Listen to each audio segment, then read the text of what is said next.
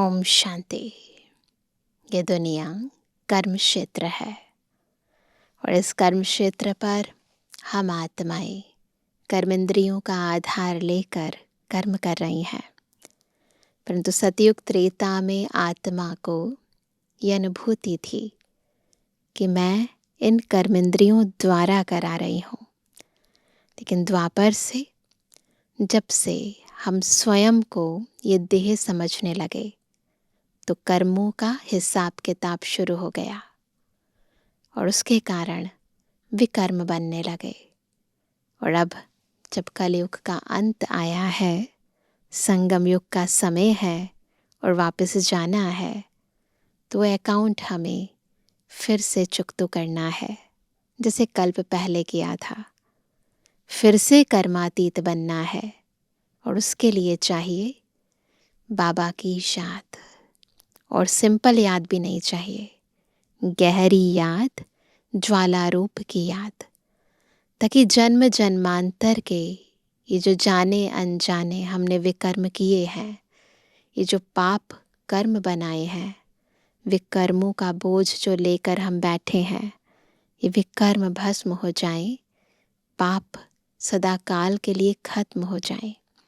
और इसलिए बाबा हमें बार बार स्मृति दिलाते हैं कि अपने को आत्मा समझो और बाबा को याद करो, ताकि ये बोझ हल्का हो और हम कर्मेंद्रियों से पार कर्मातीत बनकर विकर्म विनाश करके पुनः अपने घर जाएं और फिर सतयुग में आए। आज की मुरली हमें हमारे इस लक्ष्य की ओर बार बार प्रेरित कर रही है। सुनते हैं बाबा के मधुर महावाक्य। आज 13 सितंबर 2025। बाबा के महावाक्य हैं, मीठे बच्चे, सबसे पहले यही ख्याल करो कि मुझ आत्मा पर जो कट चढ़ी हुई है वह कैसे उतरे। सुई पर जब तक कट यानी जंक होगी तब तक चुंबक खींच नहीं सकता। क्यों खींच नहीं सकता? क्योंकि कट चढ़ी हुई है, उसे उतारना है बाबा की याद से। प्रश्न है, पुरुषोत्तम संगम युग पर तुम्हें पुरुषोत्तम बनने के लिए कौन सा पुरुषार्थ करना है? विशेष पुरुषार्थ कौन सा है? उत्तर है कर्मातीत बनने का। कोई भी कर्म संबंधों की तरफ बुद्धि ना जाए, अर्थात कर्म बंधन अपने तरफ न खींचे। सारा कनेक्शन एक बाप से रहे, कोई से भी दिल लगी हुई ना हो। ऐसा पुरुषार्थ करो, झरमुई झगमुई में अपना टाइम वेस्ट मत करो, याद में रहने का अभ्यास करो। तो इम्पॉर्टेंट है न लगाव, ना झुकाव, ना प्रभाव, है ना? तब जाके कर्म बंधनों से मुक्त कर्मातीत स्थिति होगी। गीत है आज का, जाग सजनिया जाग, नवयुग आया।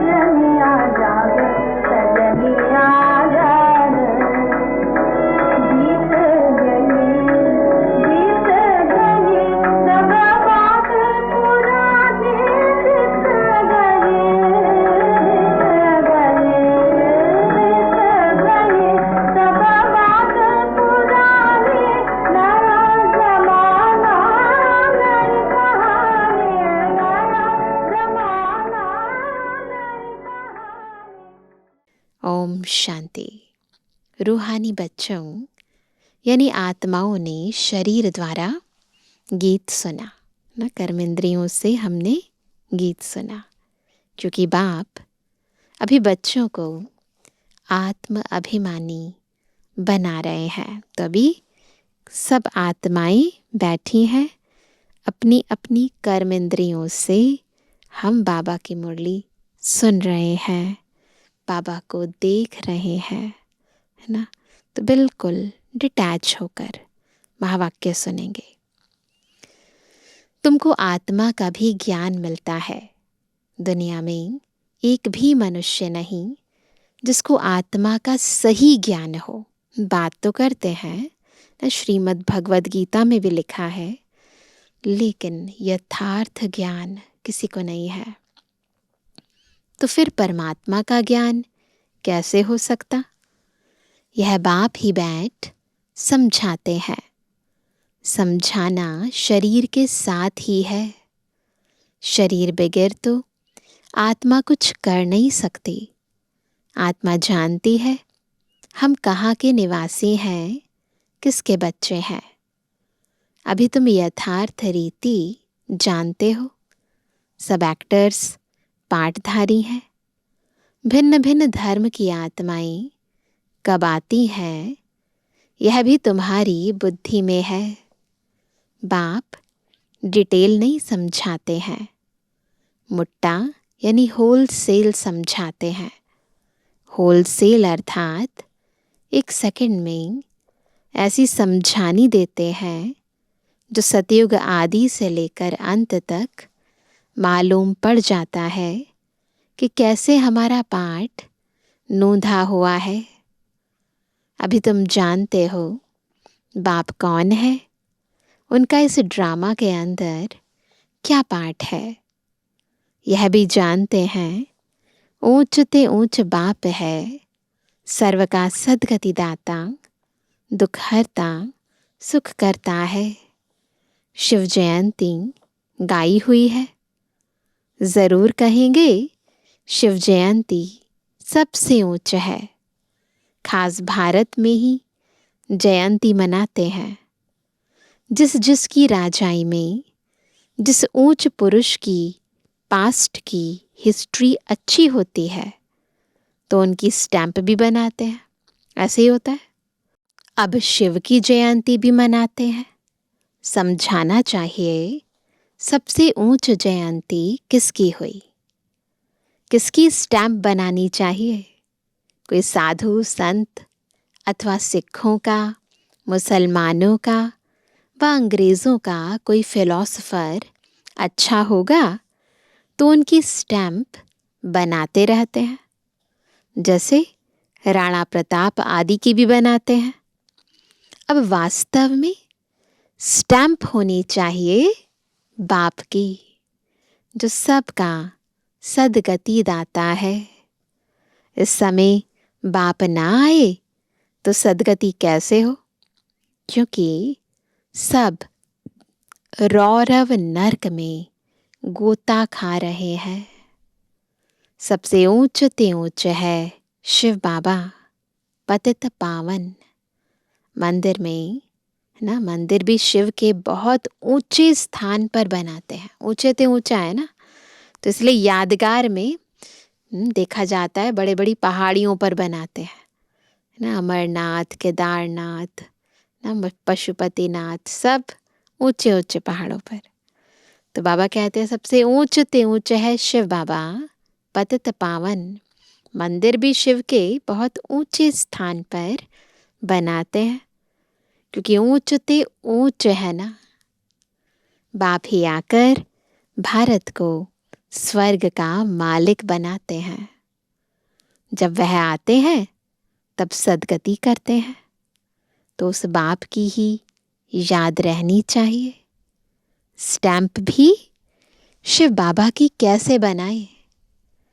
भक्ति मार्ग में तो शिवलिंग बनाते हैं। देखने में भी तो आना चाहिए ना, तो बड़ा रूप तो शिवलिंग के रूप में बनाते हैं। वही ऊंच ते ऊंच आत्मा ठहरे। ऊंच ते ऊंच मंदिर भी शिव का ही मानेंगे। सोमनाथ शिव का मंदिर है ना। भारतवासी तमो प्रधान होने कारण यह भी नहीं जानते कि शिव कौन है, किसकी पूजा करते हैं। उसका ऑक्यूपेशन तो जानते नहीं। राणा प्रताप ने भी लड़ाई की, वह तो हिंसा हो गई। इस समय तो सब हैं डबल हिंसक। सारी दुनिया में सब डबल हिंसक हैं। क्रोध इतना है तो स्थूल रूप में भी हिंसा करते हैं और काम कटारी भी चलाते हैं। विकार में जाना, काम कटारी चलाना, यह भी हिंसा है ना। डबल अहिंसक तो यह लक्ष्मी नारायण है। मनुष्यों को जब पूरा ज्ञान हो तब अर्थ सहित स्टैंप निकले। सतयुग में स्टैंप निकलती ही इन लक्ष्मी नारायण की है। शिव बाबा का ज्ञान तो वहाँ रहता नहीं, तो ज़रूर ऊंच ते ऊंच लक्ष्मी नारायण की ही स्टैंप लगती होगी। वहाँ भी तो होगी ना, वहाँ भी स्टैंप होगी। तो किसकी लगाएंगे? जो ऊंचे ते ऊंचे हैं वहाँ। शिव बाबा का तो ज्ञान नहीं है, तो लक्ष्मी नारायण की स्टैंप होगी।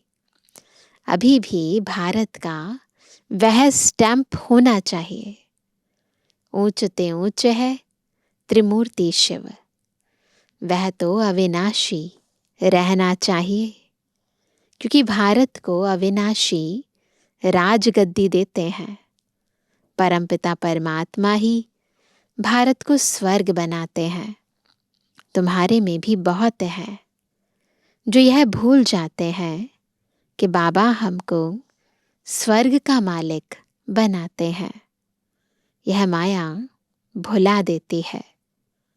बाप को न जानने के कारण भारतवासी कितनी भूलें करते आए हैं। शिव बाबा क्या करते हैं यह किसको भी पता नहीं है। शिव जयंती का भी अर्थ नहीं समझते। यह नॉलेज सिवाय बाप के और कोई को नहीं है। अभी तुम बच्चों को बाप समझाते हैं, तुम औरों पर भी रहम करो, अपने ऊपर भी आप ही रहम करो। खुद पर भी रहम करना है। टीचर पढ़ाते हैं, यह भी रहम करते हैं ना। शिव बाबा हमें पढ़ाते हैं, यही तो बाबा का रहम है। यह भी कहते हैं मैं टीचर हूँ, तुमको पढ़ाता हूँ। वास्तव में इसका नाम पाठशाला भी नहीं कहेंगे। यह तो बहुत बड़ी यूनिवर्सिटी है। बाबा क्या कहते हैं? ये क्या है? बहुत बड़ी यूनिवर्सिटी है।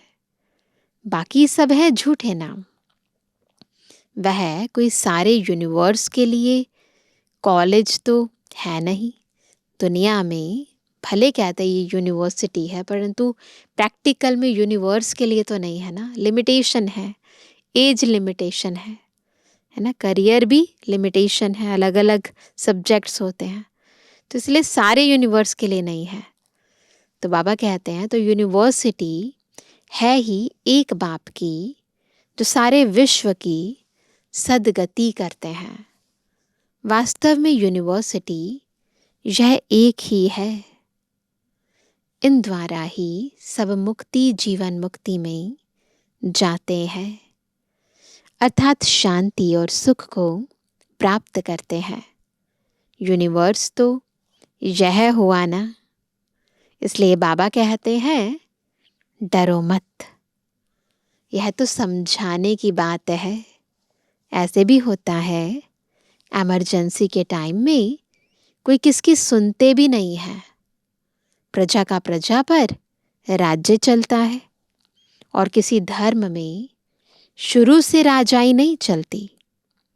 वह तो धर्म स्थापन करने आते हैं। केवल इस धर्म में, आदि सनातन देवी देवता धर्म में शुरू से राजाई चलती है, बाकी कहीं नहीं चलती। बाबा कहते हैं वह तो धर्म स्थापन करने आते हैं, फिर जब लाखों के अंदाज में हो तब राजाई कर सके। बाकी धर्मों में ऐसे ही होता है। यहाँ तो बाप राजाई स्थापन कर रहे हैं यूनिवर्स के लिए। यह भी समझाने की बात है। सारे यूनिवर्स पर राज्य करते हैं ना लक्ष्मी नारायण। दैवी राजधानी इस पुरुषोत्तम संगम युग पर स्थापन कर रहे हैं। बाबा ने समझाया है, श्री कृष्ण, श्री नारायण, श्री राम आदि के काले चित्र भी तुम हाथ में उठाओ, फिर समझाओ श्री कृष्ण को श्याम सुंदर क्यों कहते हैं। सुंदर था, फिर श्याम कैसे बनते हैं। भारत ही हैवन था, अब हेल है। हेल अर्थात काला, हैवन अर्थात गोरा। राम राज्य को दिन, रावण राज्य को रात कहा जाता है। तो तुम समझा सकते हो देवताओं को काला क्यों बनाया है। बाप बैठ समझाते हैं, तुम हो अभी पुरुषोत्तम संगम युग पर। वह नहीं है, तुम तो यहाँ बैठे हो ना। यहाँ तुम हो ही संगम युग पर पुरुषोत्तम बनने का पुरुषार्थ कर रहे हो। विकारी पतित मनुष्यों से तुम्हारा कोई कनेक्शन ही नहीं है। हाँ, अभी कर्मातीत अवस्था हुई नहीं है, इसलिए कर्म संबंधों से भी दिल लग जाती है। कर्मातीत बनना, उसके लिए चाहिए याद की यात्रा। बाप समझाते हैं, तुम आत्मा हो, तुम्हारा परमात्मा बाप के साथ कितना लव होना चाहिए, कितना लव होना चाहिए। ओहो, बाबा हमको पढ़ाते हैं, वह उमंग कोई में रहता नहीं है। माया घड़ी घड़ी देह अभिमान में ला देती है। जबकि समझते हो शिव बाबा हम आत्माओं से बात कर रहे हैं, तो वह कशिश, वह खुशी रहनी चाहिए ना। जिस सुई पर जरा भी जंग नहीं होगी, वह चुंबक के आगे तुम रखेंगे तो फट से चटक जाएगी। ऐसे ही है, बाबा चुंबक है, हम आत्माएं हैं सुई। जितनी ज्यादा कट चढ़ी हुई होगी, उतना बाबा से आकर्षण, बाबा से प्यार कम होगा। कट नहीं होगी तो बाबा से प्यार जास्ती होगा। थोड़ी भी कट होगी तो चटकेगी नहीं, कशिश नहीं होगी। जहां से नहीं होगी फिर उस तरफ से चुंबक खींचेंगे, है ना। जहां कट नहीं होगी वहीं से अट्रैक्ट होंगे। बच्चों में कशिश तब होगी जब याद की यात्रा पर होंगे। कट होगी तो खींच नहीं सकेंगे। एक तरफ समझ सकते हैं, हमारी सुई बिल्कुल पवित्र हो जाएगी तो कशिश भी होगी। अंदर से तो पता है ना ये बात। कशिश नहीं होती है क्योंकि कट चढ़ी हुई है, इसलिए पहले कट उतारनी है। तुम बहुत याद में रहते हो तो विकर्म भस्म होते हैं। अच्छा, फिर अगर कोई पाप करते हो तो वह 100 गुना दंड हो जाता है। कट चढ़ जाती है, याद नहीं कर सकते। अपने को आत्मा समझ बाप को याद करो। याद भूलने से कट चढ़ जाती है। क्यों कट चढ़ती है? जब याद को भूलते हैं तो वह कशिश, लव नहीं रहता। कट उतरी हुई होगी तो लव होगा, खुशी भी रहेगी, चेहरा खुशनुमा रहेगा। तुमको भविष्य में ऐसा बनना है। कैसा बनना है? लक्ष्मी नारायण जैसा। सर्विस नहीं करते तो क्या होता है? तो पुरानी सड़ी हुई बातें करते रहते। सेवा नहीं कर रहे तो क्या करेंगे? झगमुई झरमुई करेंगे। तो बाबा कहते हैं, बाप से बुद्धि योग ही तोड़ा देते हैं। जो कुछ चमक थी वह भी गुम हो जाती है। बाप से जरा भी लव नहीं रहता। लव उनका रहेगा जो अच्छी रीति बाप को याद करते होंगे। बाप को भी उनसे कशिश होगी, यह बच्चा सर्विस भी अच्छी करता है और योग में भी रहता है, तो बाप का प्यार उन पर रहता है, अपने ऊपर ध्यान रखते हैं। हमसे कोई पाप तो नहीं हुआ। अगर याद नहीं करेंगे तो कट कैसे उतरेगी। बाप कहते हैं चाट रखो तो कट उतर जाएगी। तमो प्रधान से सतो प्रधान बनना है तो कट उतरनी चाहिए। उतरती भी है फिर चढ़ती भी है। याद करते हैं उतर जाती है, फिर कोई विकर्म कर देते हैं तो चढ़ जाती है। 100 गुणा दंड पड़ जाता है। बाप को याद नहीं करते हैं तो क्या करते हैं फिर? तो कुछ ना कुछ पाप कर लेते हैं। बाप कहते हैं कट उतरने बगैर तुम मेरे पास आ नहीं सकेंगे, नहीं तो फिर सजा खानी पड़ेगी। मोचरा भी मिलता, पद भी भ्रष्ट हो जाता, बाकी बाप से वर्षा क्या मिला। ऐसा कर्म नहीं करना चाहिए जो और ही कट चढ़ जाए। पहले तो अपनी कट उतारने का ख्याल रखो। ख्याल नहीं करते हैं तो फिर बाप समझेंगे इनकी तकदीर में नहीं है। क्वालिफिकेशन चाहिए, अच्छे कैरेक्टर्स चाहिए। लक्ष्मी नारायण के कैरेक्टर तो गाए हुए हैं। इस समय के मनुष्य उन्हों के आगे अपना कैरेक्टर वर्णन करते हैं, गाते हैं ना, मैं मूरख खल कामी, है ना, मैं सेवक तुम स्वामी, तो अपने कैरेक्टर गाते हैं। तो बाबा कहते हैं शिव बाबा को जानते ही नहीं। सदगति करने वाला तो वही है। सन्यासियों के पास जाते हैं परंतु सर्व का सदगति दाता है ही एक। बाप ही स्वर्ग की स्थापना करते हैं, फिर तो नीचे ही उतरना है। बाप के सिवाय कोई पावन बना ना सके। मनुष्य खड्डे के अंदर जाकर बैठते हैं, अलग अलग तरह से तपस्या करते हैं ना। इससे तो गंगा में जाकर बैठें तो साफ हो जाए, क्योंकि पतित पावनी गंगा कहते हैं ना।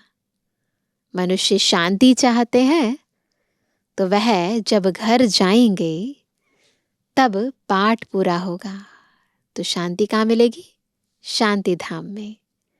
हम आत्माओं का घर है ही निर्वाण धाम, वाणी से परे धाम। यहाँ शांति कहाँ से आई, है ना। हमारा निर्वाण धाम है, वहाँ शांति है।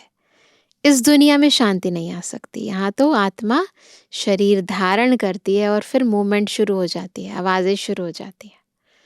तो बाबा कहते हैं यहाँ शांति कहाँ से आई?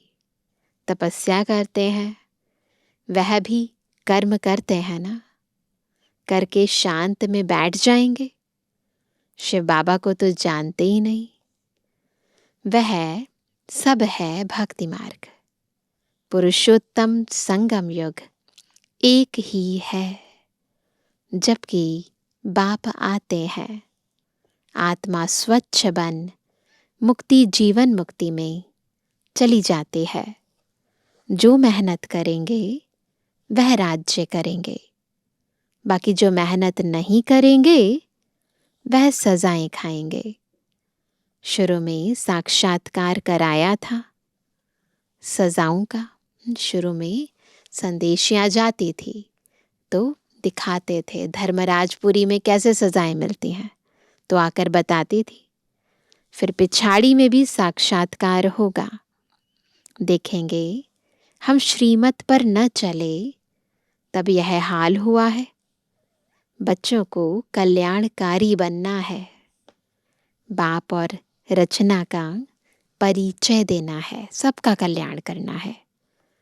जैसे सुई को मिट्टी के तेल में डालने से कट उतर जाती है, वैसे बाप की याद में रहने से भी कट उतरती है।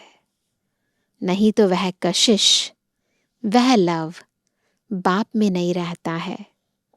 लव सारा चला जाता है कहाँ?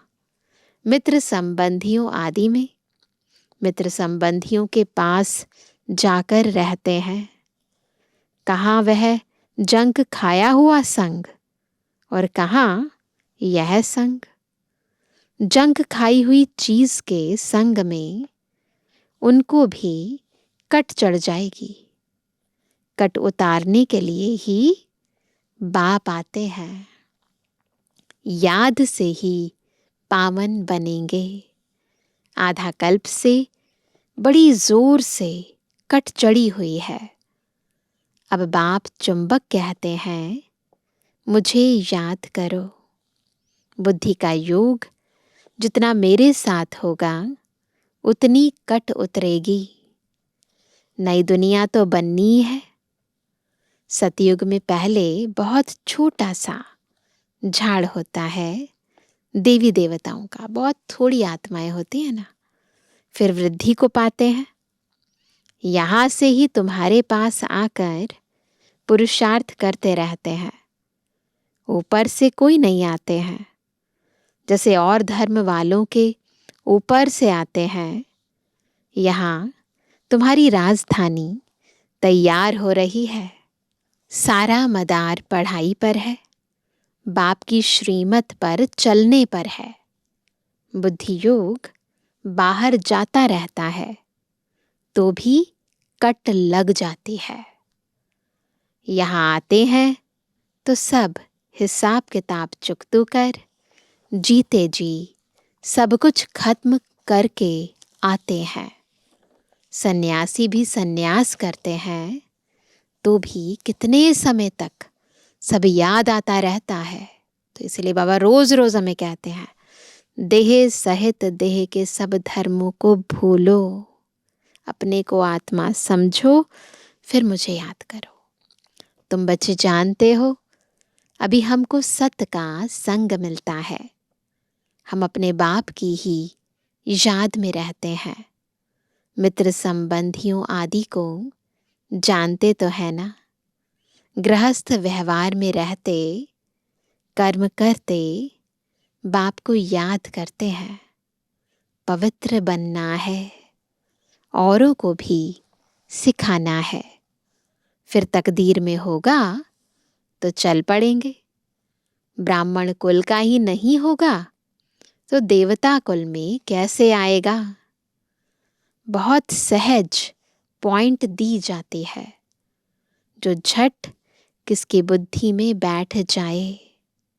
विनाश काले विपरीत बुद्धि वाला चित्र भी क्लियर है। अब वह सॉवरेंटी तो है नहीं। दैवी सॉवरेंटी थी जिसको स्वर्ग कहा जाता था। अभी तो पंचायती राज्य है। समझाने में कोई हर्जा नहीं है, परंतु कट निकली हुई हो तो कोई को तीर लगे। कट निकली नहीं है तो तीर लग नहीं सकता। पवित्र आत्मा में ही, या यूं कहे पवित्र बुद्धि में ही ईश्वरीय ज्ञान ठहर सकता है। पहले कट निकालने की कोशिश करनी चाहिए। अपना कैरेक्टर देखना है। रात दिन हम क्या करते हैं? किचन में भी भोजन बनाते, रोटी पकाते, जितना हो सके याद में रहो। घूमने जाते हो तो भी याद में। बाप सबकी अवस्था को तो जानते हैं ना। झरमुई झगमुई करते हैं तो फिर कट और ही चढ़ जाती है ना। निंदा करी ना किसी की तो पाप चढ़ गया ना। पर चिंतन की कोई बात नहीं सुनो। अच्छा मीठे में किसी के लिए जन्मवानी बच्चों पितृवानी बाप दादा का दिल जान सको प्रेम से नंबरवार प्रसाद अनुसार यादगार और गुणवानी। रूहानी बच्चों की रूहानी बाप दादा को गुड मॉर्निंग, नमस्ते नमस्ते नमस्ते। धारणा के लिए मुख्य सार। पहला, जैसे बाप टीचर रूप में पढ़ाकर सब पर रहम करते हैं, ऐसे अपने पर और औरों पर भी रहम करना है। पढ़ाई और श्रीमत पर पूरा ध्यान देना है, अपने कैरेक्टर सुधारने हैं। दूसरा, आपस में कोई पुरानी सड़ी हुई पर चिंतन की बातें करके बाप से बुद्धि योग नहीं तोड़ाना है। कोई भी पाप कर्म नहीं करना है। याद में रहकर जंक उतारनी है। वरदान है, दृढ़ता द्वारा कलराठी जमीन में भी फल पैदा करने वाले सफलता स्वरूप भव। कौन है सफलता स्वरूप? जो अपनी दृढ़ता से कलराठी जमीन में भी फल पैदा कर दे, है ना। कोई भी बात में सफलता स्वरूप बनने के लिए दृढ़ता और स्नेह का संगठन चाहिए। दो चीजें, दृढ़ता और स्नेह, दोनों चाहिए। यह दृढ़ता कलराठी जमीन में भी फल पैदा कर देती है।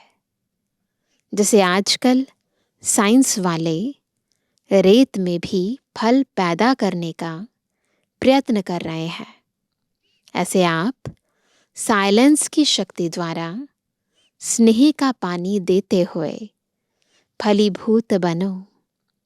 दृढ़ता द्वारा नाउम्मीद में भी उम्मीदों का दीपक जगा सकते हो, क्योंकि हिम्मत से बाप की मदद मिल जाती है।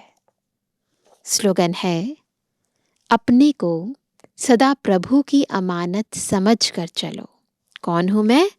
बाबा की अमानत। ये जीवन, ये तन, ये मन, ये धन ईश्वरीय अमानत है। तो क्या होगा? तो कर्म में रूहानियत आएगी। मेरा नहीं है, सब तेरा है। आज का व्यक्त इशारा, अब लगन की अग्नि को प्रज्वलित कर योग को ज्वाला रूप बनाओ। सारथी अर्थात आत्म अभिमानी सारथी। कल भी बाबा ने कहा था सारथी और साक्षी, तो आज भी बाबा कहते हैं सारथी अर्थात आत्म अभिमानी, क्योंकि आत्मा ही सारथी है। ब्रह्मा बाप ने इस विधि से नंबर 1 की सिद्धि प्राप्त की, तो फॉलो फादर करो। जिसे बाप देह को अधीन कर प्रवेश होते, शिव बाबा देह को अधीन कर प्रवेश होते अर्थात सारथी बनते हैं, देह के अधीन नहीं होते, इसलिए न्यारे और प्यारे हैं। ऐसे ही आप सभी ब्राह्मण आत्माएं भी बाप समान सारथी की स्थिति में रहो। सारथी स्वतः ही साक्षी हो, कुछ भी करेंगे, देखेंगे, सुनेंगे और सब कुछ करते भी माया की लेप छेप से निर्लेप रहेंगे। इसलिए बार बार अभ्यास करना है दिन में। मैं कौन हूँ? मैं सारथी हूँ। आत्म अभिमानी स्थिति का अभ्यास करना है। अच्छा, ओम शांति।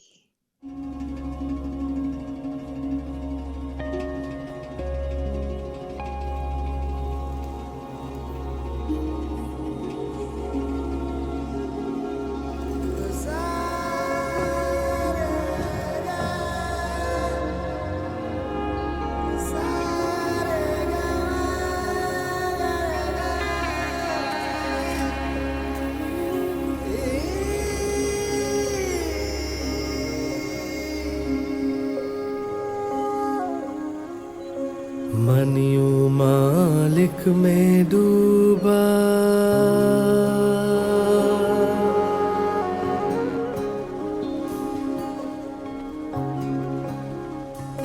मन यूं मालिक में डूबा, रे दुनिया सुराई काया माया लागे, सुराई काया माया लागे।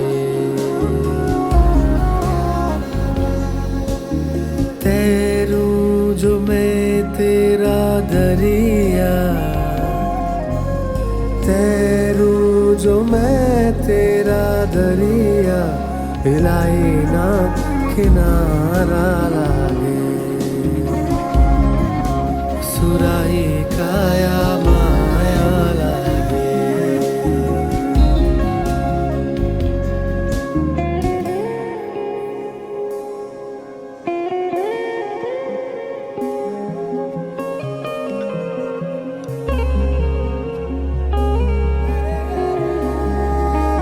सोया सोया मन जो कोई बारिशों से जागे रे।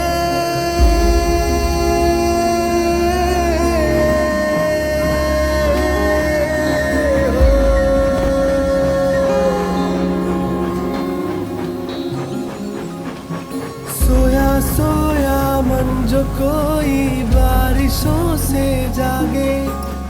भीगी भीगी आत्मा के भीगे सारे धागे। उजाला उजाला है हर जगह, तेरे हवाले में तेरे हाथ में।